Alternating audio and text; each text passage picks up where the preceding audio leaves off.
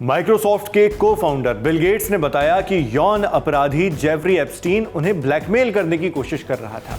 Bill Gates ने माना कि उनके 3 महिलाओं के साथ अफेयर थे और एप्स्टीन इनमें से 2 अफेयर के बारे में जानता था।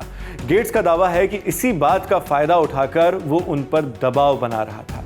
अमेरिकी संसद की House Oversight Committee Jeffrey Epstein के अपराधों और उसके बड़े बड़े लोगों के साथ संबंधों की जांच कर रही है। इंडिया टुडे की रिपोर्ट के मुताबिक 10 जून को बिल गेट्स अपनी मर्जी से कमेटी के सामने पेश हुए और एक बंद कमरे में गवाही दी।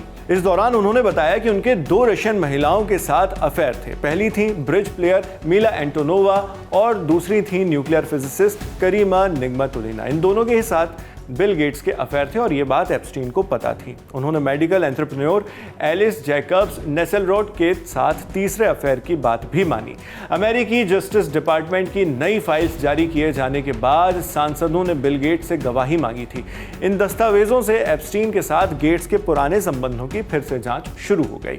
गेट्स ने कहा कि इन रिश्तों का एप्स्टीन के साथ उनकी बातचीत से कोई लेना देना नहीं था। उन्होंने माना कि इससे उनके परिवार को दुख पहुंचा है। रिपोर्ट के मुताबिक गेट्स ने कहा, इन अफेयर्स का एप्स्टीन के साथ मेरे लेन देन से कोई लेना देना नहीं था, लेकिन ये मेरे परिवार के लिए दुखद थे। एप्स्टीन मेरे अफेयर की जानकारी का इस्तेमाल मुझे अपने साथ दोबारा जुड़ने के लिए मजबूर करने के लिए कर रहा था। उसने मुझे ब्लैकमेल करने के बारे में सोचा था। बिल गेट्स ने कमेटी को बताया कि एप्स्टीन ने असल में उन्हें कभी ब्लैकमेल किया ही नहीं, लेकिन उन्हें लगता है कि एप्स्टीन ने ऐसा करने के बारे में सोचा जरूर होगा। गेट्स ने कहा, उसने मुझे कभी ब्लैकमेल नहीं किया, लेकिन इन ईमेल्स को देखने पर इस बात की काफी संभावना लगती है कि उसने मुझे ब्लैकमेल करने के बारे में सोचा था। उन्होंने एप्स्टीन के लिखे 2013 के एक ईमेल ड्राफ्ट की ओर इशारा किया, जिसमें गेट्स की निजी जिंदगी और उनकी पूर्व कर्मचारी बोरिस निकोलिक से जुड़े आरोपों का जिक्र था।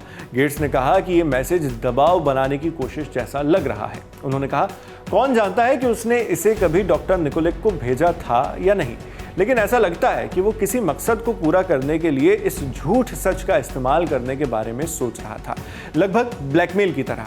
गेट्स ने एप्स्टीन के अपराधों से किसी भी तरह के संबंध से इनकार किया है और कहा है कि उसके संपर्क में बने रहना एक गलती थी। उन्होंने कहा कि उनकी मुलाकातें खास तौर से समाज सेवा और संभावित डोनर कनेक्शन के बारे में बातचीत से जुड़ी थीं।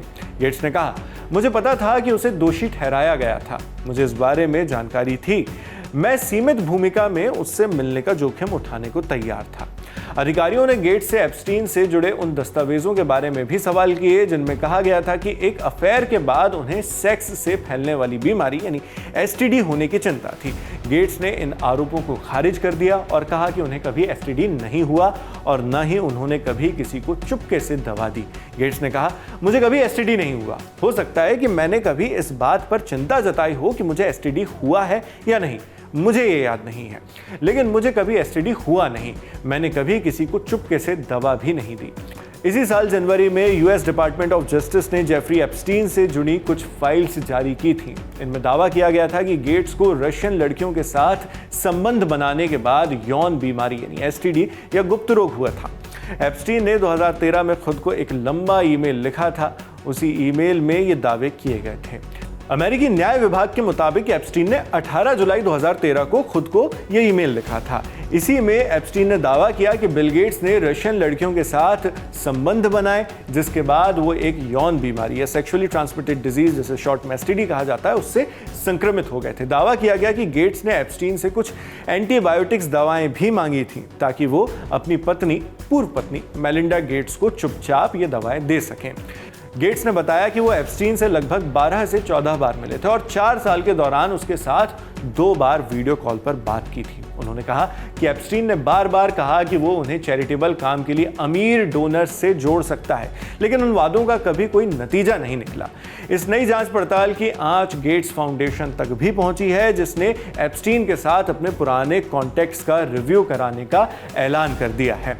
अब इस खबर में आगे क्या होता है, ये देखने वाली बात होगी। जो बिल गेट्स ने सफाई दी है, उसे लेकर जस्टिस डिपार्टमेंट क्या कहता है, इन्वेस्टिगेशन में उसे लेकर क्या रुख होता है, ये सारे बड़े अपडेट्स हैं जो हो सकता है आने वाले वक्त में आए। जो भी बड़े अपडेट्स होंगे वो हम आगे भी आप तक इसी तरह लाते रहेंगे। आप इस पूरे मामले पर क्या सोचते हैं, कमेंट बॉक्स में लिखकर जरूर बताएं। मैं हूं शेख नावेद और आपके लिए तमाम जानकारी जुटाई हमारे साथी अर्पित कटियार और शिवानी विश्वकर्मा ने। देखते रहिए लंदन टॉप।